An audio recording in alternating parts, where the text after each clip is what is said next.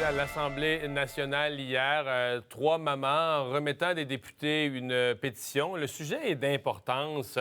L'organisme s'appelle Parents jusqu'au bout. Ce sont des parents d'enfants qui vivent avec des enfants lourdement handicapés.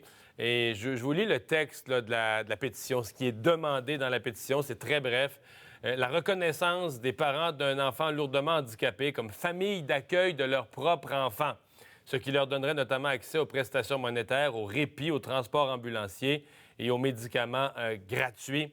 Donc, des gens, je pense qu'il y a 11 000, 12 000 personnes là, qui ont signé la pétition. Elle a été donc hier à l'Assemblée nationale remise avec moi pour en discuter. Une des mamans en question, Mélanie Castonguay, bonjour. Bonjour, bonjour. Ça peut paraître bizarre pour les gens, des parents qui demandent au gouvernement que leur famille soit considérée, ni plus ni moins, comme famille d'accueil. Expliquez-nous la logique de ça, là. En fait, on est des mamans d'enfants lourdement handicapés qui demandent des soins. Évidemment, les soins que nécessitent nos enfants, il y a des frais subséquents là, qui engendrent d'avoir un enfant lourdement handicapé. Beaucoup de personnes ne savent pas, mais on n'a pas le droit. Bien, la plupart du temps qu'on a un enfant lourdement handicapé, soit la mère ou le père arrête de travailler. Pas le choix. Pas le choix. Ça demande beaucoup trop de soins. Donc, on se ramasse juste avec un salaire, ce qui est souvent très compliqué là, pour adapter un logement. Les propriétaires ont vu au crochet de leurs décisions. Donc, on doit devenir propriétaire. Donc, ça fait beaucoup de frais. Oui, parce que le locataire, il ne vous permettra pas d'installer tous les gros systèmes, exemple pour un escalier ou des choses comme ça. C'est ça, c'est juste que si le monsieur ou la madame décide de vendre, bien là, nous, on perd tout. Puis évidemment, la prestation qu'on nous donne pour le programme d'adaptation à domicile est tellement peu, c'est 16 000 $. Quand tu es en logement, souvent, tu as besoin d'un ascenseur qui coûte une quarantaine de 40 000 $. Donc, les parents doivent défrayer comme les frais là, subséquents à ça. Donc, on ne veut pas investir dans quelque chose qui n'est pas à nous. Donc, on doit être propriétaire. La vanne adaptée, c'est la même chose. La vanne adaptée doit être presque neuve, sinon, ils ne l'adaptent pas. Donc, il y a beaucoup de frais, que ce soit le gavage, que ce soit beaucoup de frais. C'est ça qui arrive. Donc, en résumé, tu vis qu'un salaire, oui. Puis tu as considérablement plus de dépenses que toute autre famille. Là. Exactement. Le fait, dans le fond, ce que vous dites, c'est si notre enfant était, parce que, mettons, une famille n'était pas capable de s'en occuper ou vraiment était débordée, pourrait le confier à une famille d'accueil. Oui. À ce moment-là, il y a toute une série de choses qui deviendraient financées par le gouvernement. Exactement. Puis nos enfants sont tellement... quand tu places un enfant, disons, en famille d'accueil, il y a des cotes, OK? De 1 à 6. Nos enfants cotent 6. En fait, c'est selon la condition de l'enfant. Nous, on pourrait coter même 10, là, mais ça ne se rend pas jusqu'à là. Les familles qui prendraient nos enfants, sont très, très rares parce qu'ils demandent énormément de soins. Donc, souvent, sont placés en milieu hospitalier. Donc, disons qu'ils sont placés en famille parce qu'on trouve une famille. Ils vont recevoir, là, tout variant là, du cas, là, 35 000, 40 000, ça varie. Si on les place en par année. Si on les place en famille, en milieu hospitalier, ça va coûter entre 100 000 et 110 000 et même plus à l'État. Et souvent, nos enfants se ramassent en milieu hospitalier. Nous, on veut garder nos enfants chez nous parce qu'on trouve que, premièrement, on veut les garder. Deuxièmement, on les aime. Ils ont leur place dans leur famille. C'est le meilleur endroit pour vivre. Et là, le gouvernement, en fait, ce qu'il fait, c'est qu'il nous pousse à les placer parce qu'on se ramasse sous le seuil de la pauvreté. On n'a pas le droit à l'aide sociale. On n'a pas le droit au chômage. Et on a un minimum de 2 400 $ par année, comptant provincial et fédéral. Donc, nous, ce qu'on dit, c'est, écoutez, aussi pour la condition de la femme, moi, j'ai pas de retraite, je cotise à rien. Parce que dans votre couple, vous avez arrêté, professionnellement, vous avez arrêté vos activités pour vous occuper de l'enfant. Exactement. Et mes 2 collègues aussi ont arrêté. C'est une perte aussi pour la société au niveau du travail, mais c'est une perte aussi d'intégrité en tant que personne.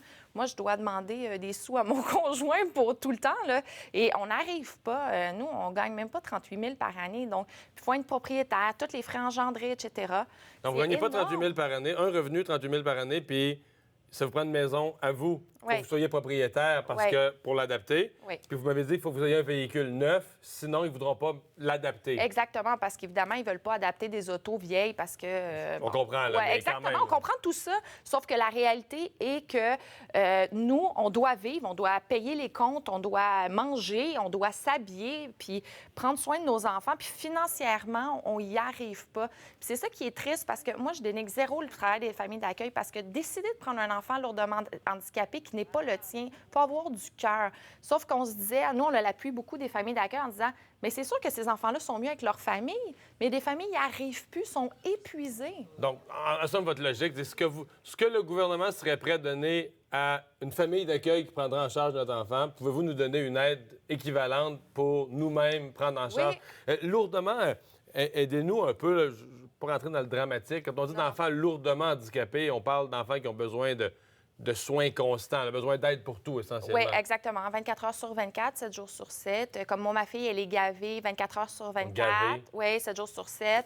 Elle fait des crises d'épilepsie avec difficultés respiratoires. Elle est lourdement handicapée physiquement, mais elle est toute Donc, elle là. n'a pas sa propre mobilité. Non, elle n'a pas sa propre mobilité. Puis toute notre vie est un combat aussi. C'est ça qui est très difficile là, dans la situation en ce moment. On doit se battre avec les CLSC. On doit toujours prouver qu'on a besoin d'aide. Et on nous dit, même si on vous donne 2 petites miettes, hey, remerciez-nous parce qu'on pourrait rien vous donner. Puis je trouve ça un peu triste avec, tu sais, juste en ce moment, avec toutes les discussions qu'il y a par rapport aux écoles, disons, au futur de nos enfants. Mais nous, nos enfants, ils ont un futur aussi, peut-être différent des enfants, on appelle ça neurotypique, on n'en parle pas parce qu'on est très peu de familles, donc on a besoin de l'appui. Donc, d'où la raison de vous être regroupés parents jusqu'au bout. Oui, là. oui, Ouais. exactement. Il faut que je vous parle de la journée d'hier, parce que je l'ai dit en entrée Oui, de jeu oui. là, aux gens, puis l'Assemblée nationale, je sais un peu comment ça se passe. Bon, vous arrivez, vous êtes Ouais. 3 mamans, quelques députés d'opposition qui vous accueillent, vous avez votre pétition. Il y a quand même beaucoup de signatures, au-dessus Oui. de 10 000 personnes, 11-12 000 personnes qui ont signé. Oui. Vous avez l'impression que ça a été entendu? Non, ça Du côté gouvernemental, non? non, pas du tout. Bon, écoutez, c'est c'est la ministre Charlebois là, c'est son dossier. C'est Jean-François Lisée qui a posé des questions à Mme Charlebois. Mme Charlebois a été, évidemment, là, aucune Elle, c'est la réponse. ministre des Services sociaux. Oui, exactement. La réponse n'était pas satisfaisante pour parents jusqu'au bout. Suite à la période de questions, elle nous a demandé à nous rencontrer, mais nous, c'était pas planifié. On avait une conférence de presse. Non, mais ça arrive souvent, ça. Donc, elle a quand même demandé à vous rencontrer à part. Là, Oui, après. exactement. Puis Ça s'est fait dans les marches. Je vous dirais qu'en ce moment, nous, avec le gouvernement, là, c'est un discours de sourd qui se passe. Elle a été extrêmement outrageante avec nous, jusqu'à mettre le doigt dans le visage de maman. Et on se fait beaucoup menacer de faire attention à ce qu'on dit dans les médias. On dérange et on essaie de nous mettre en ce moment dans une petite boîte, fermer ça. Et nous, en tant que maman, en tant que personne qui se dévoue pour ses enfants, que je trouve que c'est légitime, je pense, en fait, je trouve ça beau, moi, des parents qui se lèvent pour aider leurs enfants. On essaie de nous faire taire, on nous menace. Et ça, on veut dénoncer ça, puis on n'est pas tant de familles que ça là, qui vivent avec des enfants lourdement handicapés. On est des gens assez vulnérables. On passe beaucoup de temps à l'hôpital. On a beaucoup de combats. Non, mais je vous arrête là. Oui. Donc, hier, vous êtes des mamans Oui. d'enfants lourdement handicapés Oui. qui a fait une démarche Oui. démocratique, parce que la pétition, je la regarde sur mon ordinateur pour les gens à la maison, est sur le site de l'Assemblée nationale. Elle est en bonne et due forme, comme on demande de le faire sur le site de l'Assemblée nationale. Vous faites signer des gens. Oui. Vous présentez à l'Assemblée, la ministre vous accueille d'un marche. Oui. Puis elle pointe quelqu'un du doigt, quasiment le menaçant. Oui, Ça, c'est l'accueil que vous avez eu, là. Oui, c'est exactement l'accueil qu'on a eu. En fait, la première question de la ministre, ça a été est-ce que vous étiez satisfaite de la réponse que j'ai donnée à M. Jean-François Lisée? Et notre réponse aux 3 mamans, ça a été non, c'est pas satisfaisant. En fait, il n'y a rien qui bouge, rien qui avance. C'est beaucoup de paroles, beaucoup de manipulations, et on y en a fait part. Et je pense que ça a déstabilisé la ministre de se faire dire qu'on n'était pas satisfaite du travail qu'elle faisait. Et c'est un feeling qu'on a eu de perte de contrôle. Je pense qu'elle n'est pas habituée de se faire dire non. Donc, elle a pointé du doigt 2 mamans dans le visage, très proches. Et les gens qui étaient avec nous, on avait des attachés politiques proches de nous. On est appuyés par beaucoup de politiciens en ce moment, puis on apprécie énormément. Je pense que c'est une cause humanitaire en ce moment. Et ils n'en revenaient pas. Ils étaient tous, on a eu une petite réunion après, ils étaient tous sous le choc de ce qu'ils venaient de voir par rapport à la ministre. C'était assez outrageant. C'est le mot qui me vient à l'esprit, qui a été nommé hier. Donc, voici comment on nous traite. Le gouvernement nous traite en ce moment, c'est de manière vraiment agressive. On se sentait très agressé hier. On a pris la soirée pour essayer de décompresser parce qu'on était sous le choc de se faire traiter ainsi. Merci d'avoir été avec nous. Bien, merci beaucoup à vous de nous avoir reçus. Dossier qui n'est pas fini en ce qui me concerne, qu'on va continuer de suivre. Oui. Au revoir, Merci. bonne chance. Merci beaucoup.